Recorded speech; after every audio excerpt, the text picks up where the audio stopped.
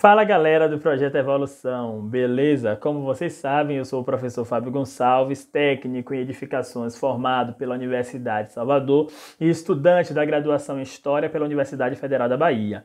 Aqui no canal Evolução, recebi a missão do nosso querido Pedro Nobre para discutir a história do Brasil, dialogando também com a história geral com o nosso professor David Cerqueira. Lá na frente, em alguns momentos, discutiremos com o professor Rodrigo este mito da geografia.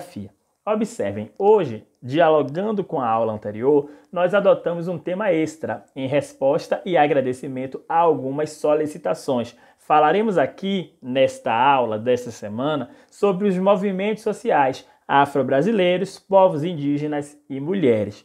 Então, agora eu peço ao nosso querido editor, o mito Lucas Davi, para soltar a vinheta e mergulharmos nos slides de hoje. Vem com a gente!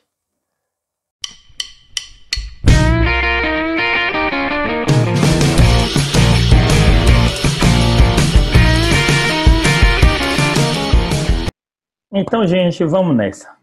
Na aula passada, nós discutimos o tema 5.1, escravidão no Brasil. Inclusive, nesta aula, mencionamos parte daquilo que nós vamos discutir hoje, com o tema extra, mulheres, pretos, indígenas ou afro-brasileiros.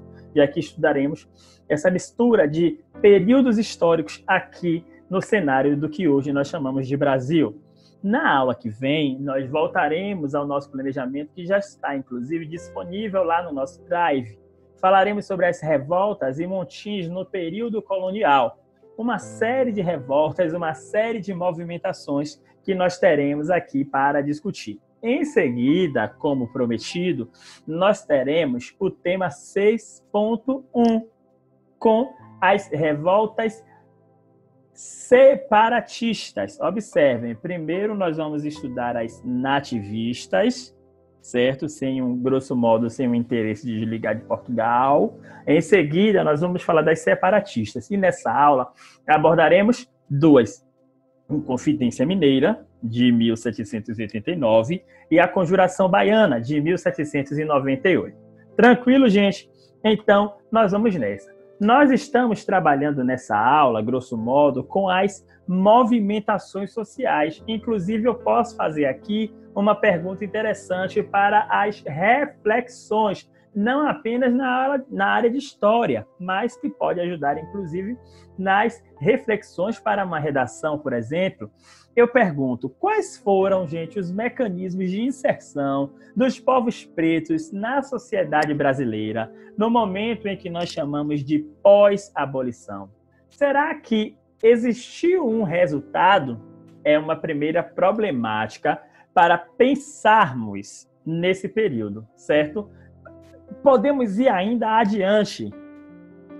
Nós podemos identificar a lógica de inclusão e exclusão dos povos indígenas, e aí eu vou arriscar mais. Além desse período, nós podemos analisar em todo o contexto, desde a chegada dos grupos portugueses até hoje, quais são as políticas, as ações afirmativas, as ações que excluem as comunidades indígenas e as leis que favorecem, por exemplo, se é que nós podemos utilizar o termo favorecem às mulheres. Esta semana, aqui um viva a esta lei, claro que com todo respeito ao contexto e à história, certo, gente? Esta semana foi comemorado o aniversário da Lei Maria da Penha. Observem, tem todo um contexto até a inauguração desta lei. Inclusive, tem aqui aulas específicas no nosso projeto Evolução para falar, né, desse campo jurídico. Quando a gente fala sobre movimentos sociais, nós estamos falando sobre uma ação ou diversas ações coletivas de variados setores e organizações em defesa de algo ou em promoção de algo. Normalmente, nós falamos no âmbito das classes. Aqui, trazemos a definição, né, ou um objeto de pesquisa do tão renomado filósofo, sociólogo, etc., Karl Marx, certo? Nós analisamos as classes. A gente percebe que, em muitos momentos, essas movimentações sociais são contra o Estado, grosso modo, que é quem organiza, né, aquela região, aquele país e etc. Vocês vão ver bem isso, esses termos, com os nossos colegas do direito. Então, observe, nós percebemos muito, por exemplo, quando tem um aumento de passagem, as pessoas se unem e vão pedir pela derrubada daquele novo decreto. Quando, por exemplo, vai ter uma votação da reforma da Previdência, a gente percebe que muitas pessoas, tanto nas redes sociais quanto no presencial, também se movimentam. Normalmente existindo aqueles grupos que são contra e aqueles grupos que são a favor. Tranquilo até aqui? Então vamos seguindo. Nesse primeiro momento, nós vamos falar sobre as pioneiras nas eleições, sobre as eleitoras. Uma coisa importante nós sabermos é que antes, inclusive, do decreto de Getúlio Vargas, nós já temos, no Rio Grande do Sul, os primeiros frutos de lutas em relação a mulheres nas eleições. Nós compreendemos que Getúlio Vargas ele vai trazer as mulheres, né, isso, para esse cenário eleitoral. Entretanto, em 1927, o governo lá do Rio Grande do Norte vai autorizar o voto feminino sob aquele argumento de que a Constituição ela não aprovava, ela não permitia. Entretanto, o contrário também não estava lá descrito. Não era permitido e não era proibido. E aí, daqui a pouco, nós vamos falar um pouco sobre uma dessas mulheres que lutaram pela participação política. Ela foi, inclusive, a fundadora da Federação Brasileira pelo Progresso Feminino.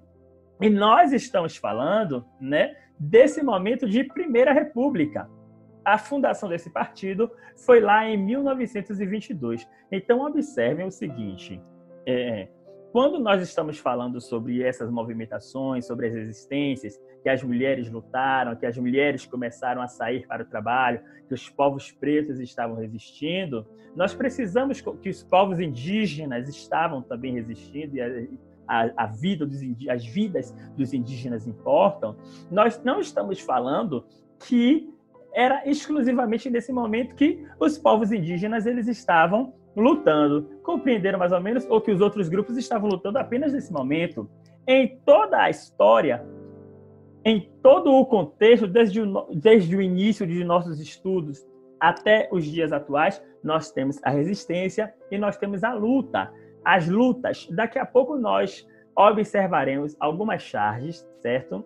Eu agradeço aqui diretamente a nossa querida Analba Falcão, historiadora renomada também, que me cedeu, né, parte da sua apresentação para analisarmos aqui hoje. Desde já, afirmo que não trabalharei a fundo para provocar os seguidores do Projeto Evolução a refletirem dentro dessa estrutura. Então, nós tivemos, ainda na primeira metade do século XX, certo? Mulheres como eleitoras, nesse processo tão amplo que é o campo político na primeira metade do século XX e, quem sabe, em outros momentos também. Isso vai levar o Brasil, inclusive, às manchetes do New York Times. Aqui eu peço uma autorização ao nosso professor de inglês para falar, para trazer essa palavra para o nosso projeto. Então, para observarmos como essas movimentações sociais, como essas lutas vão impactar, certo? Nesse cenário nacional e também no cenário internacional. Nós temos uma série de lutas pela liberdade, e isso aqui não é novidade. Nós percebemos, inclusive, quando nós estudamos a escravidão, tanto em África, quanto a escravidão no Brasil.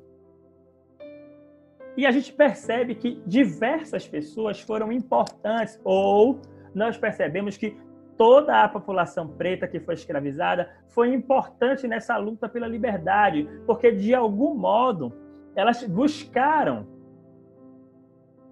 elas resistiram. E a gente percebe que muitas delas alcançaram. E aí a gente reflete o seguinte: no dia 13 de maio de 1888, nós temos assinada lá a Lei Áurea. Está abolida a escravidão legal no Brasil. Mas e esse período de pós-abolição? E esse período que vai até ali, grosso modo, 1930. O que é que ocorre? De que modo é que os pretos eles vão ser trabalhados? A gente percebe que há uma tentativa daqueles que dominavam de marginalizar. Nós percebemos o seguinte: diversos fazendeiros expulsavam aqueles que foram escravizados das suas fazendas. Outros permitiam, mas a condição de escravidão era semelhante. A gente percebe muito. E nós falamos em um final de escravidão legal, mas a gente percebe ainda hoje diversos dos apetrechos do Estado que vão até determinados locais, que chegam até determinadas fazendas e encontram pessoas em regime, aquilo que eles chamam de análogos à escravidão. Mas nós sabemos que isso é sistema escravista, que isso é escravidão. Compreenderam mais ou menos? Então, nós temos diversas lutas pela liberdade e nós temos um pós-abolição tanto conturbado. Nós vamos ter aí no século XX, inclusive, um racismo que é científico. E aí a gente percebe mais de 300 anos de escravidão, uma marca social absurda, como alguns historiadores chamam, uma grande cicatriz, né? Um racismo científico. E a gente percebe que há um legado muito negativo, estruturado na sociedade. E às vezes eu brinco com os meus alunos. O peixe, de tanto viver na água, às vezes ele não percebe que está molhado. Por que isso? Pois em muitos momentos nós negamos a presença do racismo. Há pessoas ainda que falam, inclusive, aquilo que nós discutimos na aula passada, sobre uma democracia racial. A gente percebe, gente, que mesmo aqueles escravizados que possuíam cargo, eles desejavam a liberdade, eles anseiavam pela liberdade. É certo que não existia uma fórmula mágica para que um escravizado alcançasse a manumissão, para que o escravizado alcançasse a sua alforria, a sua liberdade. Entretanto, existe uma série de estratégias. E a gente pode analisar, inclusive, através desse viés racial, na América Espanhola. Isso aí eu já vou passar a bola para o nosso querido David Cerqueira, o mito da história geral. E quando chegar nesse momento, vai falar um pouco para os nossos seguidores aqui no canal. Então, observe, quando a gente fala desse período de pós-abolição, além dessas pessoas lutarem, além dos pretos lutarem, um viva, né, aqui, um parêntese, um viva aos povos pretos. Além de lutarem por emprego, por moradia e por salário, eles precisavam, inclusive, enfrentar aquilo que a gente chama de racismo e a violência por parte dos apetrechos do Estado. Em todo o local, era muito comum a gente perceber, de acordo com as fontes, essa violência. Que, inclusive, alcançava, né, pelas ruas, alcançava-os nas ruas ou em seus eventos religiosos. Aqui a gente percebe, né, e a gente pode perceber, inclusive, na fala da querida professora Eliane Regina, enquanto entrevistada pelo professor de literatura Paulo Costa, no Instagram, @paulinhobahia, aí eu peço aqui que o nosso editor coloque aqui esse arroba, né? A gente percebe uma live, essa questão da ancestralidade e do respeito. E ela aborda como os pretos, em muitas vezes e em muitos momentos, os representantes de religiões de matriz africana, eles foram perseguidos e maltratados. E a gente percebe esse legado muito presente na nossa sociedade, né? É aquilo que a gente aborda aqui como o racismo e como a violência. Quando a gente fala sobre isso, é importante que a gente pense o seguinte: será que nós estamos falando, quando a gente fala sobre esses trabalhadores livres, será que nós estamos falando em fim de escravidão? E aí a gente retoma aquela discussão, né, que mesmo hoje, não olhando, claro, a história com um olhar de progresso, mas a gente percebe que muita gente é retirada de cárceres em trabalho de escravidão. Aquilo que em alguns países se fala em trabalhos análogos à escravidão, mas que, como eu falei no início da aula, é isso. Nós temos algumas referências para falar em cultura, né? Como os professores Walter Fraga, da Universidade Federal do Recôncavo da Bahia, e a professora Vlamira Albuquerque, aqui da Universidade Federal da Bahia, né? Nós podemos trazer uma mensagem deles que é o seguinte: Falar em cultura afro-brasileira é falar também em criatividade, né? É muito amplo. Por exemplo, a gente pode falar que, nesse momento de século XX, nós temos uma Frente Negra Brasileira organizada, nós temos uma imprensa negra, né, que vai trazer também essa resistência. Nós temos diversos periódicos. Falar em cultura negra é falar em riqueza, falar em cultura afro-brasileira é falar em criatividade, é falar em riqueza, é falar em diversidade. Compreenderam mais ou menos? Muitas vezes, quando a gente fala sobre povos indígenas, sobre pretos, a gente tende a reduzir. Aqui nós estamos falando em diversas culturas, em distinções, em distintas pessoas, em uma riqueza e, como os professores afirmam, como os pesquisadores afirmam, em uma baita criatividade. A gente segue analisando o seguinte. Observem, gente, a gente vê aqui que os indígenas, eles passaram por um grande desrespeito, por perseguição e morte. Desde o século XVI até agora, no século XXI, nós percebemos isso, né? Em jornais, em relatos dos próprios povos indígenas. A gente percebe que grandes latifundiários ainda continuam com esse desrespeito. No período colonial, no período do Império, agora nas repúblicas, né? Nós temos esse desrespeito muito forte. O discurso civilizatório, ele que, né, inclusive lá na época do Império estava forte, ele passa por uma transição. A gente não percebe, grosso modo, isso nesse período de república, mas nós temos uma série de leis que são criadas,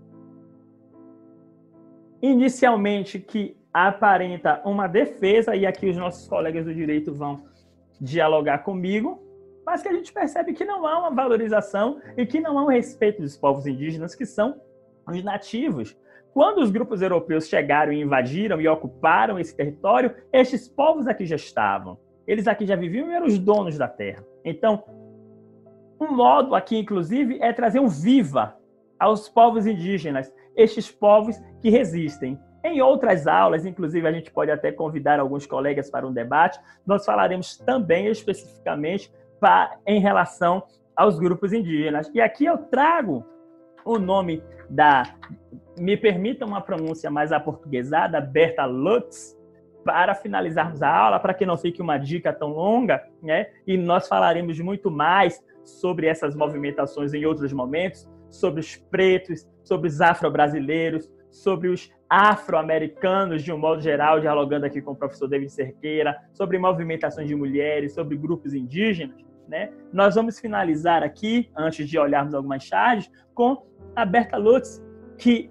feminista, como alguns identificam, né? Mesmo que estejamos falando desse primeiro momento do século XX, ela vem da Europa e está disposta, quando ela vem da Europa, ela vem disposta a lutar pela emancipação das mulheres no Brasil, né? Principalmente pela emancipação política. E aí a gente percebe um grande êxito a partir do momento que ela consegue fundar, certo, o partido, melhor, a Federação Brasileira pelo Progresso Feminino. E a gente vê aquilo que nós falamos no início da aula, né? As mulheres indo às urnas e votando. Aí a gente percebe lá no período do governo Vargas, como dito no início, que isso se torna, grosso modo, uma lei.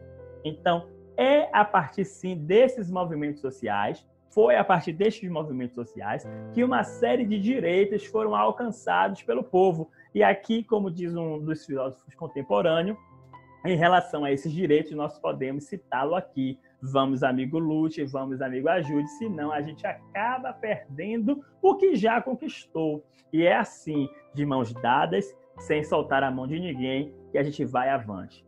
Continuei, inclusive, com o mesmo plano de fundo da aula anterior, uma homenagem aos povos afro, que foram também altamente desrespeitados, arrancados de seu berço materno e levados para outros locais do planeta para uma exploração. As vidas indígenas importam. Há um pensador que fala o seguinte: o contrário do machismo não é o feminismo. o contrário do machismo é a inteligência. E é importante que, inclusive, os homens falem sobre esse tema para que a gente desconstrua uma série de perversidades que foram construídas ao longo do tempo e do espaço. A gente percebe aqui o rapazinho perguntando: pai, o que é o machismo? A menina fala: machismo é a ilusão que algumas pessoas têm de que não se mete, fê. Isso é papo de homem. E a gente percebe como isso é levado, inclusive, em muitas gerações. Temos aqui uma propaganda e a gente percebe a exposição da mulher preta. E isso era muito comum. E a gente ainda percebe muitos desses crimes no século XXI. Então, gente, essa é a nossa discussão de hoje. Essa foi a nossa discussão de hoje. É importante que nós analisemos em toda essa conjuntura de movimentos sociais o comportamento tanto destes grupos quanto do Estado, certo? É quando nós analisamos a resistência e nós também analisamos a dominação ou vice-versa. Quando nós chegarmos lá no período da República, e isso vai levar algumas semanas ainda, nós vamos analisar o seguinte: nesse primeiro momento de República, nós temos aquilo que nós chamamos de dominação e nós também temos a resistência. E aí nós teremos algumas aulas especiais para falarmos, por exemplo, sobre o contestado, sobre o cangaço, certo? Sobre o movimento de 1917, o movimento operário, e uma série de posições do ponto de vista social. Então, gente, é isso. Aqui eu já agradeço a presença de todas as pessoas, né? Aquilo que a gente pode chamar, inclusive, de audiência. Lembre, nós não colocamos uma questão hoje, nós não colocamos as questões aqui nesta aula. Entretanto, todas as dúvidas que surgirem deste tema, inclusive aquilo que nós não falamos aqui, vocês podem escrever aqui nos nossos comentários ou procurar o nosso Instagram, @prog_evolução ou @istohoje, o Instagram que eu tenho para dar dicas também da história. Tranquilo, gente? Foi um prazer muito grande, senhoras e senhores, e até o nosso próximo encontro. Beijo nos corações e lembrem, fiquem em casa, atendendo às instruções das autoridades de saúde. Até mais, gente. Valeu, Lucas!